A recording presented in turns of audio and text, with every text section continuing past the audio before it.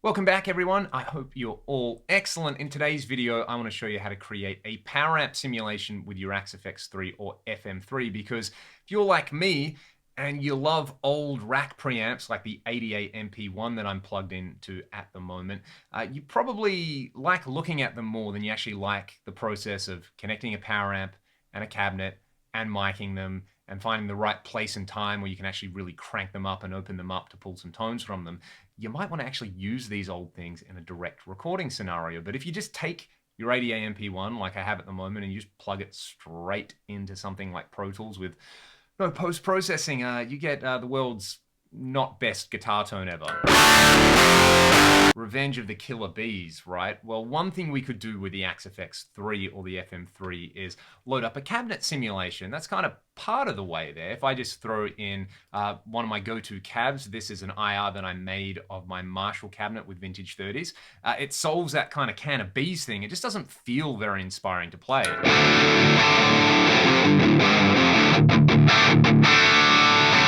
So it sounds way better than before, but it's just really kind of flat. It doesn't have the nice kind of push-pull thing that a really good tube power amp has when you're playing and you dig in and you get all the things we love about tube power amps. So let's create a tube power amp simulation. And this is going to seem really counterintuitive, but we're going to drop an amp block in here and we're going to set it to the tube preamp.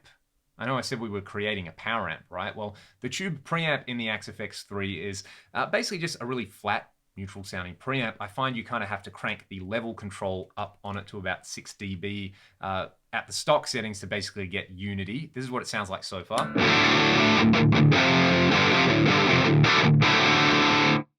All right, so not great so far. Two things I do immediately is go to the power supply and I turn supply sag up. This will engage the amp block power amp simulation. So now it's actually a tube preamp that sounds relatively neutral with a power amp simulation. That's good. But the big one we want to do is turn the speaker impedance curves on. I would choose anything except the resistive load. For example, this 4x12 USA lead generally sounds pretty good. This is what we've got so far.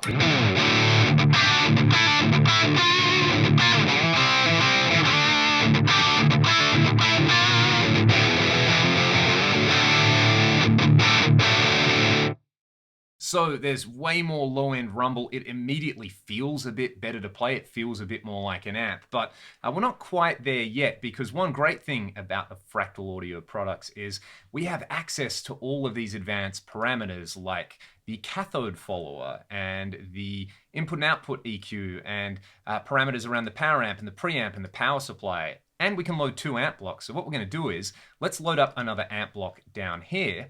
And essentially what we're going to do is just kind of copy its power amp parameters over. So I have the Brit 800 dialed up. So what I do is I go, okay, cool.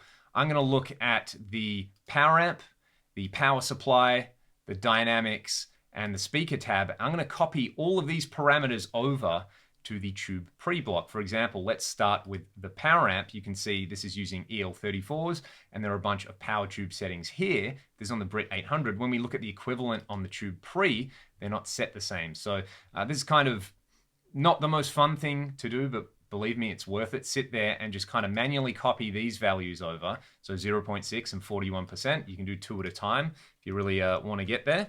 We'll do that, and we'll just go through and basically match up this tube pre's power amp section with something like the Brit 800, or you could use any model you like. If you want to do a rectifier power amp, use the rectifier amp model and copy those values over. So let's see, I need to set this to EL34s, which are right here, and then we can look at things like, let's go back to the Brit 800. You can see most of this is pretty cool. Transformer drive is a big one that we need to change. I could bore you all by going through this manually. You can try this if you don't want to do the Brit 800, but here's one that I prepared earlier. I've already copied all these parameters over from the Dynamics tab, the speaker drive, the speaker, the power supply, the power amp, all that good stuff. And now I can just delete this other block. And I've actually already saved this to my blocks library. So click here and go save it to your blocks library, bring it up anytime you like. But now I've got a pretty decent sounding power amp simulation that I can use with my old rack preamps. And if I want to record direct or I want to record silently because plugging my MP-1 into my Marshall DSL power amp and a 4x12 isn't really the most endearing thing to do at midnight. I can use this.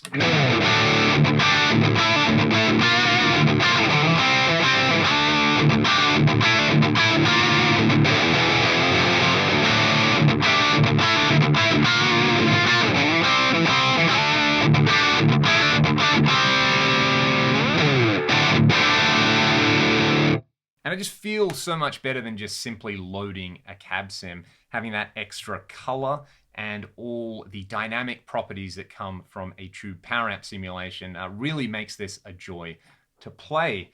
But there's more. We're on the Axe-FX 3. We can load up like any effect type we like, Back in the day, you might have run something like an 80A MP-1 with, if you didn't have a whole lot of money, maybe something like the amazing, Alesis.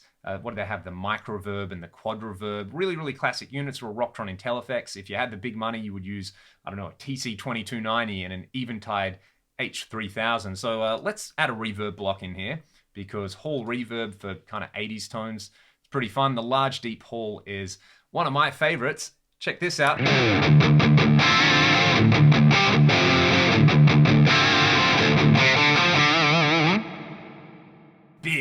Big reverb. That's its stock settings. And then let's add the pitch detune. I've already dialed this one in to have like 11 cents either side. I've brought the high cut down a little bit. I've panned everything left and right. And let's go ahead and add the good old TC2290 delay because I love the way this one sounds in stereo.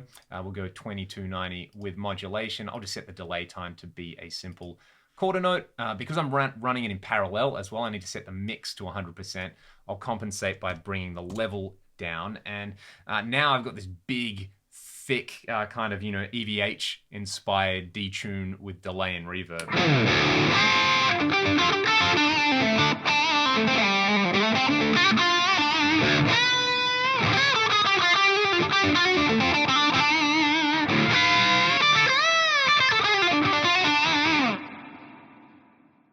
The only downside is if I want to tweak this, I've got my ADA all the way over there. I want to increase the gain.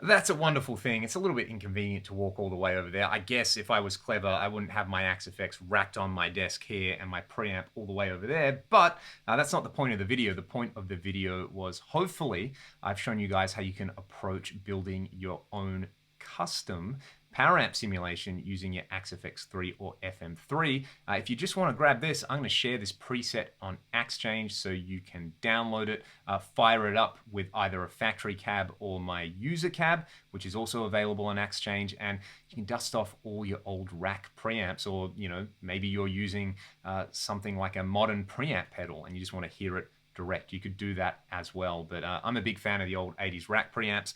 We have things like the Mesa Triaxis and the Marshall JMP-1 already in the Axe-FX 3, and for my ears, I know a bunch of the people who watch the channel who love the videos I do with rack gear, the JMP-1, the Triaxis, and the Axe-FX 3, they sound spot on. I would argue they sound better because there's way less noise and they're just easier to set up. So I'll have to do some videos dialing in some of the preamp models in the Axe-FX 3.